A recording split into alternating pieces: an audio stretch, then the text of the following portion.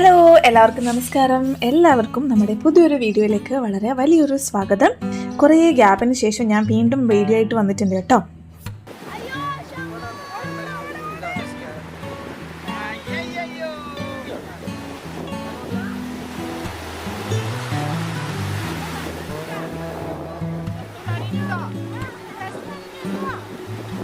ഒരു തരത്തിലും കടലിനെ പേടിയില്ലാത്ത ശമ്പൂട്ടനെയും കൊണ്ട് നമ്മുടെ കൂട്ടുകാരോടൊപ്പം നമ്മൾ ഡിക്ലിപ്പൂരിലേക്കാണ് വന്നിരിക്കുന്നത്. ആ ഒരു വീഡിയോ ആണ് നമ്മൾ ലാസ്റ്റ് കണ്ട് നിർത്തിയെന്ന് തോന്നുന്നില്ലേ. അതിനുശേഷമാണ് എനിക്ക് കുറേ വീഡിയോ ചെയ്യാൻ പറ്റാതെ പോയത്.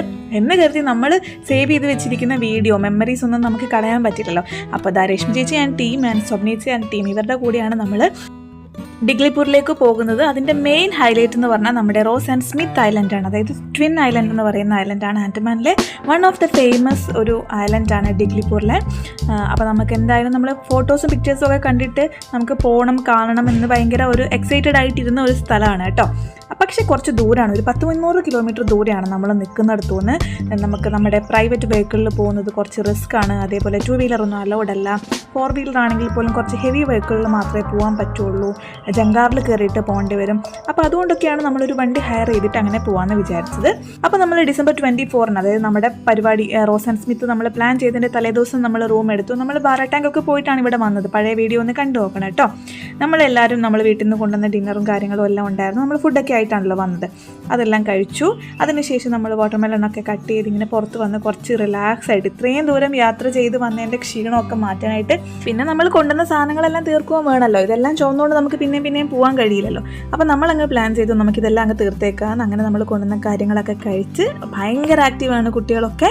അടിപൊളിയായിട്ട് നമ്മൾ നമ്മുടെ നൈറ്റ് പോവുകയാണ്. അടുത്ത ദിവസം രാവിലെയാണ് നമുക്ക് മെയിൻ അട്രാക്ഷനായിട്ടുള്ള റോസ് ആൻഡ് സ്മിത്ത് ഐലൻഡിലേക്ക് പോകേണ്ടത്. അപ്പോൾ കുട്ടികളും വ്രജിതങ്ങളുമായിട്ട് ഇങ്ങനെ സ്ഥലമൊക്കെ കാണുകയാണ്. അവിടെ വലിയൊരു മാപ്പ് വെച്ചിട്ടുണ്ട്. അപ്പോൾ അതൊക്കെ കണ്ട് നമ്മൾ പോകേണ്ട സ്ഥലവും പോകാത്ത സ്ഥലവും ഡീറ്റെയിലിംഗ് ഒക്കെ ഇങ്ങനെ പറഞ്ഞു കൊടുക്കുകയും കളിക്കുകയൊക്കെയാണ്.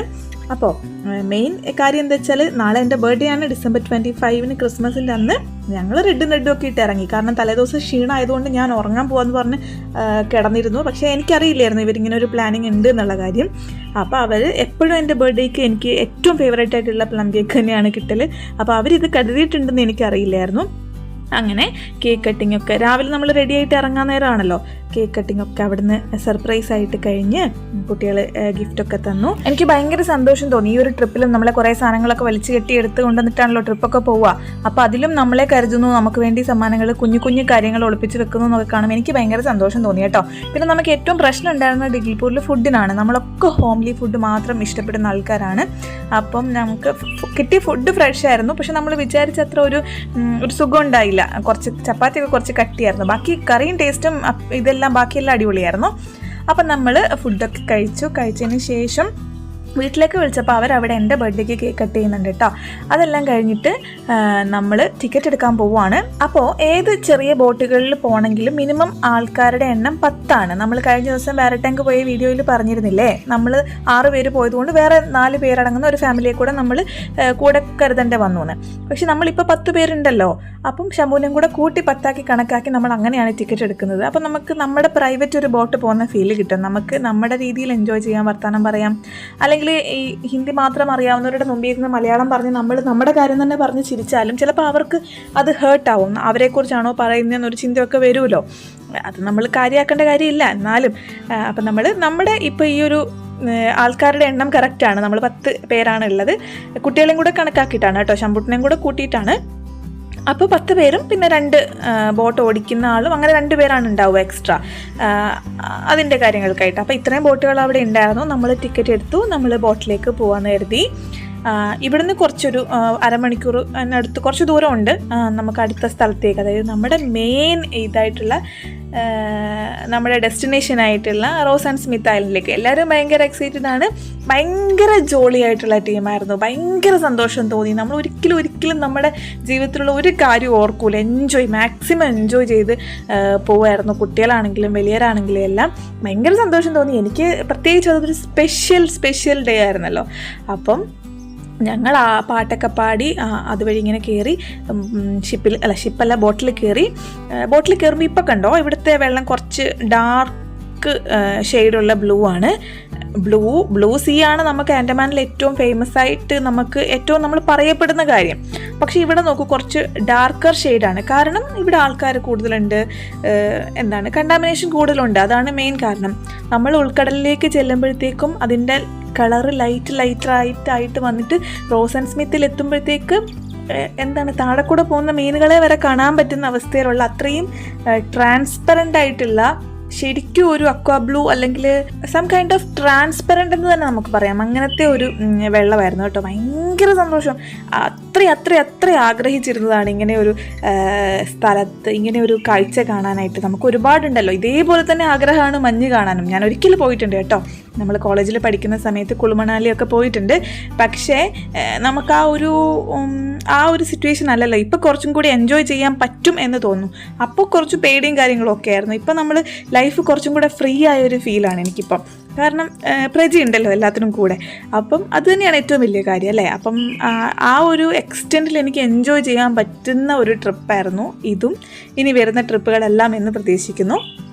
അപ്പോൾ ഞങ്ങളുടെ ഒരു പ്രതീക്ഷ, ഞങ്ങൾ ഈ ഒരു നീലക്കടൽ കാണുന്നത് ലക്ഷദ്വീപിലായിരിക്കും എന്നായിരുന്നു. കാരണം അവിടെ നമുക്ക് നമ്മുടെ സ്വന്തം ഫാമിലി ഉണ്ടല്ലോ, നമ്മുടെ ദിൽഷയും ഷിയാസേട്ടനും ആമിക്കുട്ടിയും പിന്നെ അവരുടെ കുടുംബവും ഉപ്പയും ഉമ്മയും എല്ലാവരും ഉണ്ട് നമ്മളെ സ്വീകരിക്കാൻ തയ്യാറായി. അവിടെ നമുക്കൊരു എക്സ്പെൻസും അല്ലെങ്കിൽ ഒരു സർട്ടിഫിക്കറ്റോ അല്ലെങ്കിൽ രജിസ്ട്രേഷനോ അങ്ങനെ ഒന്നും വേണ്ട. വീട്ടിൽ കയറി ചെല്ലുന്ന പോലെ ഒരു ഫ്രീഡത്തിൽ കയറി ചെല്ലാമെന്ന് പ്രതീക്ഷിക്കുന്ന ഒരു സ്ഥലമാണ് ലക്ഷദ്വീപ്. സത്യത്തിൽ ഞങ്ങൾ ഇതുവരെ പോയിട്ടില്ല. ആ ഒരു പ്രതീക്ഷ, അതാണ് എൻ്റെ സ്വപ്നമായിട്ട് ഞങ്ങൾ പലവട്ടം പ്ലാൻ ചെയ്തിട്ട് നടക്കാതെ പോയ ഒരു ട്രിപ്പായിരുന്നു അത്. അപ്പം അതായിരുന്നു എൻ്റെ ഒരു ആഗ്രഹം. ഇപ്പോഴും ഷിയാസ് ബ്രോ പറയുന്നത് ആൻഡമാനിലേക്കാട്ടിലും പൊളി ലക്ഷദ്വീപ് തന്നെയാണെന്നാണ്. എന്നിരുന്നാലും ഒരിക്കൽ ഞങ്ങൾ അവിടേക്കും എത്തും. കാരണം നമ്മുടെ ജീവിതത്തിലെ ഏറ്റവും സന്തോഷം തരുന്നത് യാത്രകളിലാണെന്ന് മനസ്സിലാക്കി എനിക്ക് തന്നത് പ്രജിയുടെ അമ്മയാണ് കേട്ടോ. കാരണം വർഷത്തിൽ അവർ 1-2 വട്ടമെങ്കിലും ടൂറ് പോവാത്ത വർഷങ്ങളില്ല. അടുത്താണെങ്കിൽ പോലും, വയനാട്ടിലാണെങ്കിൽ പോലും, അല്ലെങ്കിൽ എവിടെയെങ്കിലും അങ്ങനെ പോവും. എൻ്റെ വീട്ടിൽ നിന്നൊന്നും എവിടെയും എന്നെ കൊണ്ടുപോയിട്ടും ഇല്ല, ഞാൻ എവിടെയും അങ്ങനെ പോയിട്ടും ഇല്ല. സത്യം പറഞ്ഞാൽ കടൽ കണ്ടത് തന്നെ നമ്മുടെ കല്യാണത്തിൻ്റെ, ആലപ്പുഴ ജില്ലയിലാണ് ജീവിക്കുന്നതെങ്കിലും കടൽ കണ്ടത് തന്നെ കല്യാണത്തിൻ്റെ ഔട്ട്ഡോർ ഷൂട്ടിനാണ്. അത്രയും മുറിക്കുള്ളിൽ ലോകം സൃഷ്ടിച്ചിരുന്ന ഒരാളാണ് ഞാൻ. അപ്പോൾ എൻ്റെ വീട്ടുകാരും, ഞാൻ മാത്രമല്ല, ഞാൻ അങ്ങനെ ആവാൻ കാരണം എൻ്റെ വീട്ടുകാരാണല്ലോ സ്വാഭാവികമായിട്ടും. കണ്ടോ, ഇവിടെ എത്തിയപ്പോഴത്തേന് കടലിൻ്റെ കളറ് മാറിയത് കണ്ടോ? ആ ഒരു സൺലൈറ്റിൻ്റെ ആ ഒരു റിഫ്ലക്ഷനും കൂടെ വരുമ്പോൾ ഭയങ്കര പൊളിയാണ്. നമുക്കങ്ങ് കുടിക്കാൻ തോന്നും വെള്ളം കണ്ടല്ലോ. അതാണ് കേട്ടോ സത്യം. കടലിനടിയിലേക്കൊക്കെ നോക്കുമ്പോഴത്തേക്ക് ട്രാൻസ്പെറൻ്റ് ആണ്, നമുക്കെല്ലാം കാണാം. കോറൽസും അതേപോലെ ഡെഡ് കോറൽസും എല്ലാം നമുക്ക് അടിപൊളിയായിട്ട് കാണാൻ പറ്റുന്നുണ്ട്. നല്ല രസമാണ്. ഒരു ഇലയൊക്കെ ഇങ്ങനെ പോകുമ്പോൾ നമുക്ക് ശരിക്കും മനസ്സിലാവും. നല്ല തെളിനീര് എന്നൊന്നും പറഞ്ഞാൽ മതിയാവില്ല. പക്ഷെ ഇതിനെക്കാട്ടിലും അടിപൊളി സ്ഥലങ്ങൾ ലോകത്തുണ്ടെന്നും അടിപൊളി കാഴ്ചകൾ ലോകത്തുണ്ടെന്ന് എനിക്കറിയാം. പക്ഷെ ഞാൻ ഇപ്പോൾ കണ്ടതിൽ വെച്ച് ഏറ്റവും ബ്യൂട്ടിഫുൾ ആയിട്ടുള്ള ഒരു സ്ഥലമായിരുന്നു ആൻഡമാൻ. ആൻഡമാനിലെ പല സ്ഥലങ്ങളും കേട്ടോ. അപ്പോൾ അതിലൊന്നാണ് ഇത് ഡിഗ്ലിപൂർ. ഇവിടുത്തെ മെയിൻ ആയിട്ടുള്ള അട്രാക്ഷൻ അതായത് റോസ് ആൻഡ് സ്മിത്ത് ഐലൻഡാണ്. ട്വിൻ ഐലൻഡാണ്. നമ്മുടെ വേലി വൈകുന്നേരം 6 മണിക്ക് സൺസെറ്റ് ആകുമ്പോഴില്ലേ 2 കടലുകൾ 2 ബീച്ചുകളും തമ്മിൽ ഒന്നിച്ച് മെർജാവും. അത് അല്ലെങ്കിൽ പകലൊക്കെ അതിനിടയ്ക്ക് ആ ഒരു മൺതിട്ട കാണുന്നില്ലേ, ആ ഒരു മാർജിൻ പോലെ ആ ഒരു ബാരിയർ എപ്പോഴും അവിടെ ഉണ്ടാവും. സൺസെറ്റ് ആകുമ്പോഴത്തേക്ക് അവർ ഒരുമിച്ച് ഒന്നായിട്ടിരിക്കും. അടുത്ത ദിവസം സൺറൈസ് ആകുമ്പോഴത്തേന് മേ ബി സെപ്പറേറ്റ് ആവുന്നതായിരിക്കണം, അല്ലെങ്കിൽ ഉച്ചയോടെയോ 10 മണിയോടെ അങ്ങനെ ആവാം. അപ്പം നമുക്ക് ഭയങ്കര സന്തോഷം തോന്നി. അപ്പം ഇതിനി മണ്ണാണ്, നമുക്ക് കുറച്ച് താഴ്ചയേ ഉള്ളൂ അങ്ങോട്ടേക്ക്. നമ്മളൊരു ഉച്ചയോടെയാണ് ഇവിടെ എത്തിയത്. അപ്പം നമുക്ക് വൈകുന്നേരം ഇനി തിരിച്ചു പോയാൽ മതി. അപ്പം അതുവരെ നമുക്ക് സമയമുണ്ട്. നമ്മുടെ കപ്പൽ, അതായത് നമ്മുടെ ബോട്ട് അവിടെ നങ്കൂരയിടാൻ പോവാണ്. അപ്പം നമ്മളെല്ലാവരും ഇറങ്ങുകയാണ്. ശമ്പൂട്ടൻ ആദ്യം ഇറങ്ങി ഓടുന്നുണ്ട്, എന്തോ പരിചയമുള്ള സ്ഥലത്ത് എത്തിയതുപോലെ. കാരണം ഇവിടെ വലിയ തിരക്കും ബഹളവും ഒന്നുമില്ല.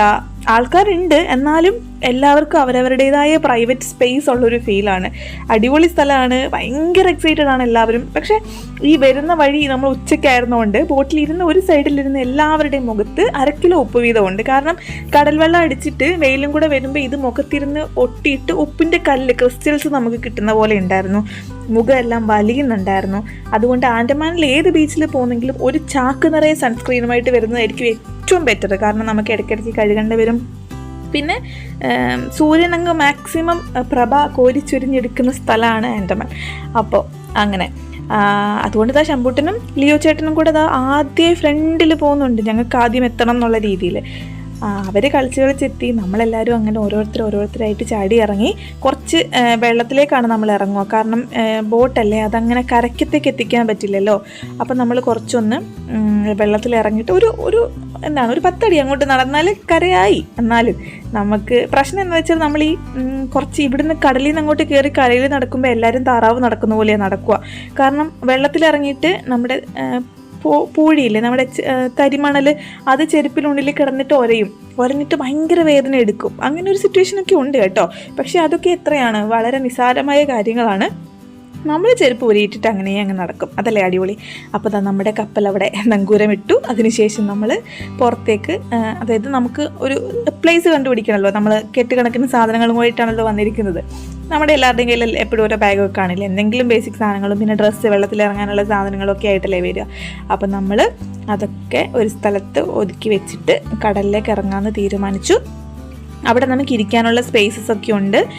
പിന്നെ നമുക്ക് അത്യാവശ്യം ചെറിയ തോതിലൊക്കെ ഉള്ള റിഫ്രഷ്മെൻ്റ് ഒക്കെ ഉണ്ട്, കരിക്കായിട്ടും ജ്യൂസായിട്ടും ഒക്കെ. പക്ഷേ മെയിൻ കാരണം നമ്മളിപ്പോൾ അതേ പ്രോസസ്സിലൂടെയാണ് ഇവിടേക്ക് സാധനങ്ങൾ എത്തിക്കുന്നത്. അതുകൊണ്ട് തന്നെ ഈ ഡിഗ്ലിപൂരിൽ എത്തിക്കണമെങ്കിൽ തന്നെ വേറൊരു കഷ്ടപ്പാടാണ്. അവിടുന്ന് റോസ് ആൻഡ് സ്മിത്തിലേക്ക് എത്തിക്കണമെങ്കിൽ അതിനേക്കാട്ടിലും കഷ്ടപ്പാടാണ്. അതുകൊണ്ട് തന്നെ സാധനങ്ങൾക്കൊക്കെ കമ്പാരിറ്റീവ്ലി റേറ്റ് കൂടുതലാണ്. അത്രേ ഉള്ളൂ കേട്ടോ. അപ്പോൾ ശംഭുക്കുട്ടന് കടലിനെ തീരെ പേടിയില്ല, നല്ല പരിചയമാണ് അവന് കടലിനെ. 7 മാസം പ്രായമുള്ളപ്പോൾ തൊട്ട് കടലിൽ വളരുന്ന കുട്ടിയെന്ന് തന്നെ വേണമെങ്കിൽ പറയാം. തീരെ പേടിയില്ല, മൂക്കിലും ചെവിയിലും വായിലും വെള്ളത്തിൽ എത്ര നേരം മുങ്ങിക്കിടന്നാലും പേടിയില്ലാത്ത കുട്ടിയാണ്. പക്ഷേ ആദിക്കുട്ടനും ലിയോ ചേട്ടനും അവനെ കാര്യമായിട്ട് നോക്കുന്നുണ്ട്. പക്ഷേ എനിക്ക് തോന്നിയത് അപ്പോൾ അവർക്ക് അവരുടേതായ എൻജോയ്മെൻറ്റ് കിട്ടുന്നില്ല ഇവനെ നോക്കുന്നത് കൊണ്ട്. അതുകൊണ്ട് വേഗം ശംഭുട്ടനെ വിളിച്ചിട്ട് നമ്മൾ അവൻ്റെ ട്യൂബ് കൊടുത്തു, അതിനകത്ത് കിടന്ന് കളിച്ചോട്ടെ എന്ന് കഴിഞ്ഞിട്ട്. പക്ഷേ ആൾക്ക് തീരെ താല്പര്യമില്ല കേട്ടോ അതിനകത്ത് കയറാനായിട്ട്, കാരണം അവന് ഫ്രീ ആയിട്ട് കളിക്കണം. അങ്ങനെ അവിടെയൊക്കെയാണ് നമുക്ക് ഇരിക്കാൻ പറ്റുന്നത്. നല്ല വെയിലാണ്, വെയിലില്ലാണ്ട് കുറച്ച് ഉള്ളിലോട്ട് നല്ല തെങ്ങുന്തോപ്പുണ്ട്, അവിടെ അടിപൊളിയായിട്ട് നമുക്ക് പോയിരിക്കാനായിട്ട് കേട്ടോ. അപ്പോൾ എന്തൊരു ഭംഗിയാണെന്നറിയോ, ഈ സംഭവം ഇവിടെ കുറേ കണ്ടാമിനേഷൻ ഉണ്ട്, ഇല്ലയെന്ന് ഞാൻ പറയുന്നില്ല. വെള്ളത്തിലൊക്കെ കുറേ സാധനങ്ങളുണ്ട്, പക്ഷെ എന്നാലും ഇതൊരു ട്രാൻസ്പെറൻ്റ് ആയിട്ടുള്ള വെള്ളം ആയതുകൊണ്ട് ഭയങ്കര രസമാണ്. ഇവിടെ നമുക്കങ്ങനെ പ്രശ്നമൊന്നുമില്ല. ആകെ നമുക്ക് ഷോൾബേയിൽ പോയപ്പോൾ മാത്രമാണ് കുറച്ച് ഇച്ചിരി ബുദ്ധിമുട്ടുണ്ടായത് സ്കിന്നിനൊക്കെ. ഇവിടെ അങ്ങനത്തെ പ്രശ്നങ്ങളും കാര്യങ്ങളും ഒന്നും ഇല്ല, കാരണം നമ്മൾ പോയിട്ട് വന്നിട്ട് ഇപ്പോൾ കുറേ ആയല്ലോ വോയിസ് ഓവർ കൊടുക്കുമ്പോഴത്തേക്ക്. അങ്ങനെ ശംഭൂട്ടൻ പിന്നെ അതൊക്കെ കൊണ്ടുവച്ചിട്ട് വന്നു. ഞങ്ങളെല്ലാവരും ഇറങ്ങി. പ്രജി ഇറങ്ങിയപ്പോൾ പിന്നെ ശംഭുവിനെ നോക്കിക്കോളും, അവരവരുടെ കുട്ടികളെ അവരവരുടെ അച്ഛന്മാർ നോക്കുന്നുണ്ട്. ഞാൻ രശ്മിയേച്ചി അമ്മൂട്ടിയും ഒക്കെ നമ്മുടേതായ കാര്യങ്ങൾ നോക്കി കളിക്കാൻ തുടങ്ങി. വേറെ ഓരോരോ ഗ്രൂപ്പായിട്ട് ഓരോരോ ഫാമിലീസ് അങ്ങനെ വേറെ അപ്പുറത്തും ഇപ്പുറത്തും ഉണ്ട്. നമ്മളെല്ലാവരും കൂടെ ഒരു ഗ്രൂപ്പേ, നമ്മൾ കഥകളൊക്കെ പറയുന്നു, അങ്ങനെ ഇരിക്കുന്നു. എല്ലാവരും അടിപൊളിയായിട്ട് കുറച്ച് നേരം, നമ്മളെ സംബന്ധിച്ച് കടലിൽ രാവിലെ കൊണ്ട് വിട്ടിട്ട് രാത്രി കയറ്റിയാലും നമ്മൾ പറയാം അയ്യോ കുറച്ച് നേരം കൂടെ കളിക്കായിരുന്നു എന്ന്. അങ്ങനെയല്ലേ വെള്ളത്തിൻ്റെ ഒരു പ്രത്യേകത, നമ്മളെ പിടിച്ച് കിടത്തും അവിടെ. അപ്പം കുറേ നേരം അങ്ങനെ വെള്ളത്തിൽ ഇപ്പം ഒരു വട്ടം ഇങ്ങനെ എക്സ്പോഷർ ആയി കഴിഞ്ഞാൽ നമുക്ക് പിന്നെ ഒന്നും കൂടി വരണം എന്നൊരു തോന്നലൊക്കെ വരത്തില്ലേ, അല്ലെങ്കിൽ ഇതേ എക്സ്പീരിയൻസ് വീണ്ടും കിട്ടണം എന്നൊക്കെ തോന്നൂലേ, അതൊക്കെ വരും കേട്ടോ. ശംഭുട്ടൻ ട്യൂബിൽ നിന്നൊക്കെ മാറിക്കഴിഞ്ഞിട്ട് ഇപ്പം ലിയോ ചേട്ടനാണ്, സ്വിമ്മിങ് അറിയാവുന്ന ലിയോ ചേട്ടനാണ് കേട്ടോ ഇതിനകത്ത് കിടക്കുന്നത്. അതെല്ലാം കഴിഞ്ഞിട്ട് ഞങ്ങൾ ഒന്ന് ഉണങ്ങാൻ വന്നിരിക്കുകയാണ് സത്യത്തിൽ, കാരണം വെള്ളമൊക്കെ മാറ്റി ഒന്ന് ഉണങ്ങാൻ. അപ്പം നമ്മൾ ജോഷ് ചേട്ടൻ കാര്യമായിട്ട് നമ്മളോട് പറയുന്നത് നമ്മുടെ ഒരു കോയിൻ കളക്ഷനെ കുറിച്ചാണ് കേട്ടോ. അപ്പം ഞാനിങ്ങനെ വോയിസ് കേട്ടപ്പോൾ വിചാരിച്ചു, അതാണ് ആദ്യം ഈ എഡിറ്റ് ചെയ്യുമ്പോൾ ജോഷ് എന്താ ഈ പറയുന്നതെന്ന് വിചാരിച്ചു. പിന്നെ നോക്കുമ്പോൾ ശരി കോയിൻ കളക്ഷനെ കുറിച്ചാണ്. ലിയോ ചേട്ടന്, അതായത് ലിയോന് കുറേ കോയിൻ കളക്ഷൻ ഉണ്ട് എന്നൊക്കെ പറഞ്ഞ് പറയുമ്പോഴാണ് എന്നോടിങ്ങനെ നമ്മളിങ്ങനെ പറഞ്ഞപ്പോഴാണ് 4 അണ 8 അണ ഓട്ടക്കാലണ ഒക്കെ ഉണ്ട് എന്നുള്ള രീതിയിൽ പറയുമ്പോൾ എനിക്ക് ഭയങ്കര സന്തോഷം തോന്നി. അപ്പോഴാണ് നമ്മൾ പണ്ട് ചെയ്തൊരു മണ്ടത്തരത്തിനെ കുറിച്ച് ആലോചിച്ച് ഞാൻ തന്നെ അവിടെ നിന്ന് ചിരിച്ചു കേട്ടാ.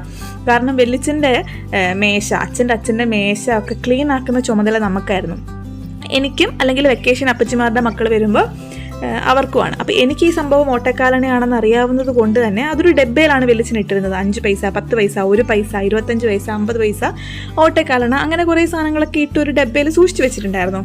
പക്ഷേ വൃത്തിയാക്കുന്നതിനിടയിൽ നമ്മുടെ ഒരു കസിൻ ബ്രോ അതെടുത്തിട്ട് കളഞ്ഞു. എന്താ കാര്യം എന്നറിയാവോ, നമ്മുടെ നെറ്റിൻ്റെ ഒക്കെ സ്ക്രൂ ഇടുമ്പോൾ അതിനിടയ്ക്ക് വെക്കുന്ന വാഷറാണെന്നും പറഞ്ഞ് അതെടുത്ത് കളഞ്ഞു. പിന്നീട് വെളിച്ചം പറയുമ്പോഴാണ് അതായിരുന്നു എന്ന് അവർക്കും ബോധം വന്നത്. അയ്യോ അത് മിസ്സായി, നമ്മളെടുത്ത് കളയുമല്ലോ, വേസ്റ്റ് അങ്ങനെ കളഞ്ഞിട്ട് അങ്ങനെ പോയി.